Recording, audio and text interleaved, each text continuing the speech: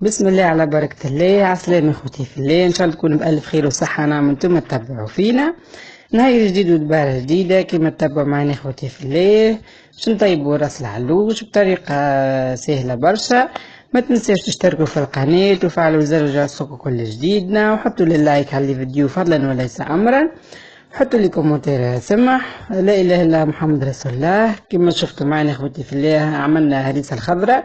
كما تعرفوا المبلية ديما يعملوا الهريسة الخضراء بالفحم المعتاد اللي هو ملح وشوية كروية والثوب. لا إله إلا محمد رسول الله. هذه تاولتنا عمرناها بالكتاب من ربي.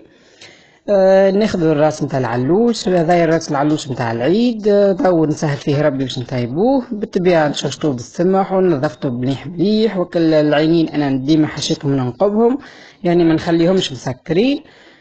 نظفته بالسمح وشويته وكسرته تو غسلته مليح مليح. هذه اللي تشوفوا فيها هذيك التاق نتاع الراس من فوق، يعني وين فما القرون كنقولوا القبعة نتاعو كما شفتوا كي الشحمة هذيك. بنينة برشا كيف الطيب، وكيف كيف الرجلين كسرتهم في اثنين باش يطلع المخ اللي فيهم. وحطيت الراس الكل كما شفتوا. هنا عندنا اللسان، هو ما شاء الله كبير كما شفتوا. هبطت الفيديو نتاع تشوشيت الراس، قسمته على مرتين، لكن هذا خليت اكثر كوانتيتي باش نطيبها كي مصليه.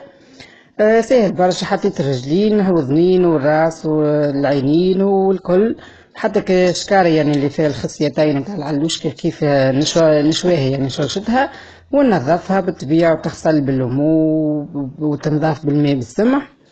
واللفاح كما شفتوا حطينا شوية وريقة ترند، وحطينا كليل وزعتر يكونوا مرحيين والا كليل كهو. كركم شوية فلفل أكحل وشوية ملح، وإلا الملح خليه آخر حاجة. نحطوهم الكل مع بعضهم بالطبيعة، معاهم شوية زيت، ونحطو فيه مك الراس نتاعنا الكل نحطوه في الكوكوت ومنسكروا عليه الكوكوت ونخلوه يطيب. كما قلت لكم يا اخوتي في الليل، ماذا بيكم ديما الملح خليه آخر حاجة، على خاطر ياخذ برشا وقت كي تحطوه من الأول. الحاجة تاخذلك برشا وقت في الطيب. نحطوا الراس ونغموه بالماء واللفاح والزيت ونسكروا عليه الكوكوت. بعد مشوار بالطبيعة باش نحلوا عليه الكوكوت ونشوفوه هسكو طاب ولا مازال.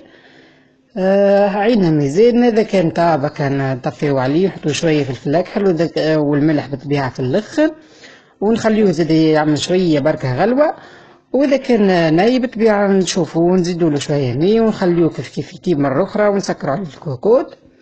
والهريسة الخضراء كما قلت لكم احنا سبق وقديناها، يعني نسمطو الطماطم ونشوي الفلفل ونحطو الثوم ني كما هو معها شوية كروية وملح. هذيك النتيجة متاع الهريسة الخضراء. كما شفتوا هذه الهريسة الخضراء ونسمطو لها الطماطم. انا ما نشويهاش، فما شكون يشوي الثوم، يعني لكم الاختيار في الفحم نتاعها. وعملنا دويدة بالصلصة للي ما يحبوش ياكلوا الراس. حطينا شوية بصل كيف بنين مع الراس والهريسة، وحطينا الغل الكتب الهندي اللي هو سلطان الغلة وشوية عنب. نودكم لنشهيكم. هذه طاولتنا والبلا متاعنا كان من اختياري. حبيت تجربوا وصفتنا. تنسونيش في اللايك. ان شاء الله يعجبكم المنيو اليوم. خليتكم بصحة وعافية، ان شاء الله نتقابلوا في فيديو جديد وبسلامة.